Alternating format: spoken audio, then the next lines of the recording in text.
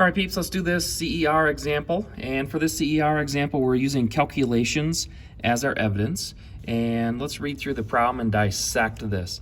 So we have Martin Luther Elementary School is planning to have a field trip to the Museum of Science. There are a total of 308 students, at Martin Luther Elementary School. And each bus holds a total of 45 students.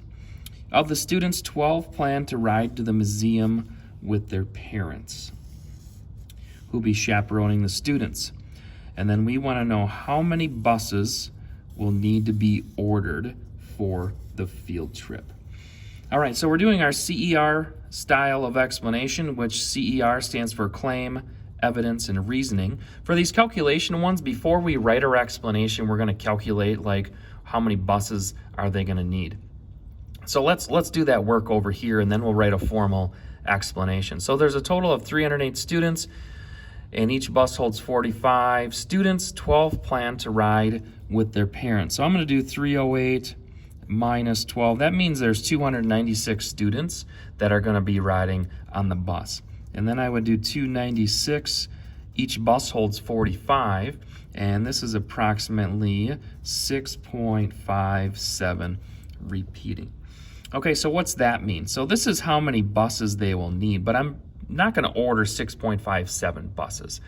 I can't order 0.57 buses. I'm going to order 7 buses because I'm going to have to round up to make sure that everyone has a seat. So my claim is that the field trip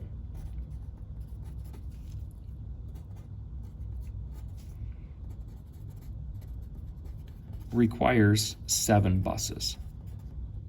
All right, so my claim, remember, a claim is answering the question. The question says how many buses will need to be ordered for the field trip. My claim is that there's 7. Okay, the claim is really just always answering the question. What are we going to use for evidence? Oops, not example, evidence. And for evidence, we're going to use our calculations here. So I'm just going to write down my calculations a little more formally. So we got 308 minus 12 equals 296. And I'm going to label that students riding the bus. And then I'm going to do that 296 divided by 45 is approximately 6.57. And actually I can put equals if I put a line over it. And I'm going to label that buses. All right, so let's explain in our reasoning now why we said 7.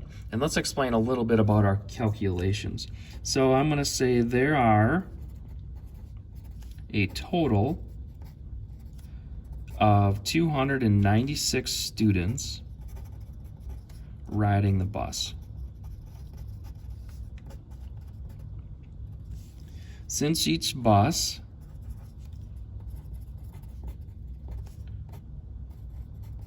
holds 45 students, they require 6.57 repeating buses. All right, now let's extend that and explain why we said 7.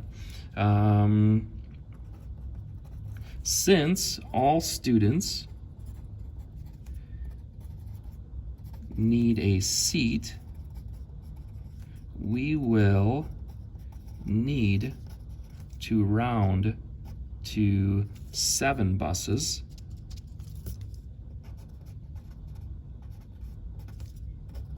to ensure all students have a seat. All right, and that's all. All right, so let's just review our claim, evidence, and reasoning. So claim answers the question. And in this case, this is on calculation. So our evidence is always going to be calculations. I would not write my explanation under evidence. I'm just going to show the calculations I made for my evidence, and my reasoning is where I'm really going to tie this together in terms of how I came up with my claim. All right, so that's all I have for this CER example. You're going to do the next one on your own, and let us know if you have any questions.